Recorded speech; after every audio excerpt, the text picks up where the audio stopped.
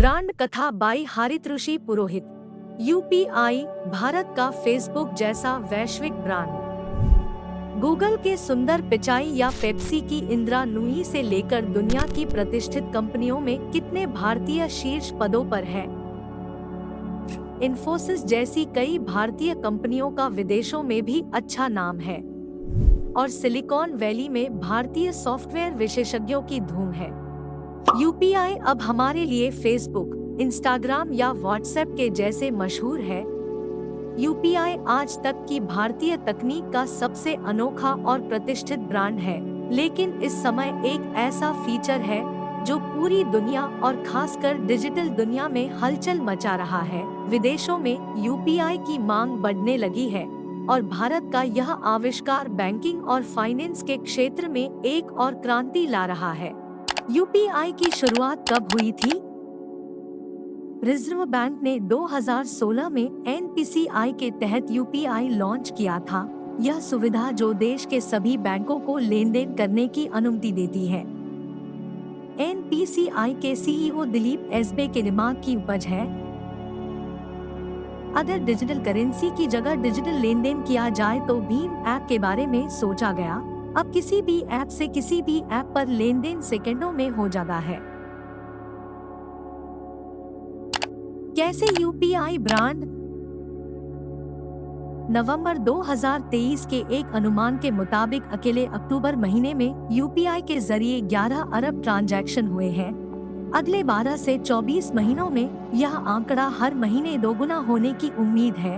भारत में किसी अन्य ब्रांड का इतना बढ़ता उपभोक्ता आधार नहीं है। फिर उपभोक्ताओं की बढ़ती संख्या द्वारा उपयोग किए जाने वाले ऐप को एक ब्रांड ही कहा जाना चाहिए।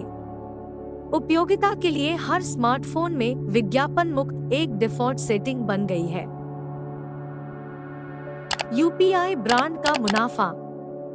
दरअसल यूपीआई के फायदे कुछ नहीं, लेकिन छोटे व्यापारियों के लिए लेन देन की झंझट खत्म होने का फायदा इससे कहीं ज्यादा हो सकता है।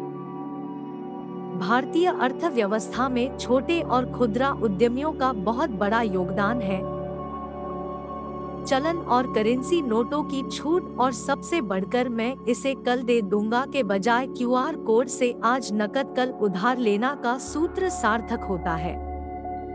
हालांकि हर देश में छोटे पैमाने पर इस प्रकार का ऐप मौजूद है, लेकिन भारत में बड़े वर्ग के लोगों के उपयोग के साथ इसका सफलतापूर्वक परीक्षण किया जा चुका है और भारतीय लोग इससे जुड़कर सेवा क्षेत्र में क्रांति ला रहे हैं। यूपीआई ब्रांड से कब होगी देश की कमाई?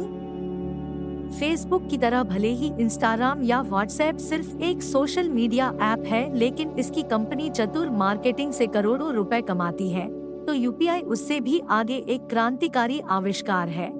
आरबीआई एक सरकारी संस्था है, इसलिए स्वाभाविक रूप से कोई इसे निजी कंपनी की तरह नहीं बेच सकता है, लेकिन यूपीआई को भारतीय प्रौद्योगिकी या डिजिटल दुनिया में एक महान उदाहरण के रूप में प्रस्तुत किया जाना चाहिए। यूपीआई जैसे कई स्टार्टअप दुनिया के सामने आएंगे तो कई अन्य आइडिया बेचने का मौका मिलेगा। यूपीआई मुफ्त है, लेकिन लेन देन के अलावा हर क्षेत्र में समाधान प्रदान करने वाले ऐप्स या ब्रांड की मांग होनी चाहिए। पूरी दुनिया एक बाजार है, एक ब्रांड बनाओ और दुनिया पर राज करो। यूपीआई का भविष्य। जैसा कि पहले उल्लेख किया गया है, अब यूपीआई के ग्राहक बढ़ रहे हैं और एक उज्जवल भविष्य दिखाई दे रहा है, लेकिन आगे यह भी सोचा जा रहा है कि जब दुनिया में डिजिटल भुगतान और नवाचार आते रहेंगे तो स्थिरता देने के लिए यूपीआई को अभी भी अधिक प्रचार और प्रसार की आवश्यकता है। युवा तो स्मार्टफोन और इंटरनेट सुविधाओं का इस्तेमाल करते हैं, लेकिन वरिष्ठ नागरिक अभी भी डिजिटल से कोसों दूर है और डिजिटल धोखाधड़ी से सुरक्षा भी जरूरी है। इसलिए यूपीआई को सुरक्षित करना होगा और इसकी उपयोगिता समझाने के लिए अधिक प्रयास करने होंगे।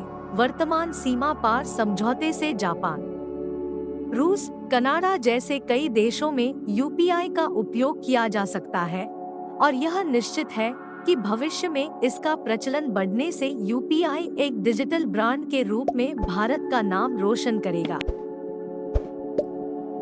अधिक जानकारी के लिए पढ़े ब्रांड कथा।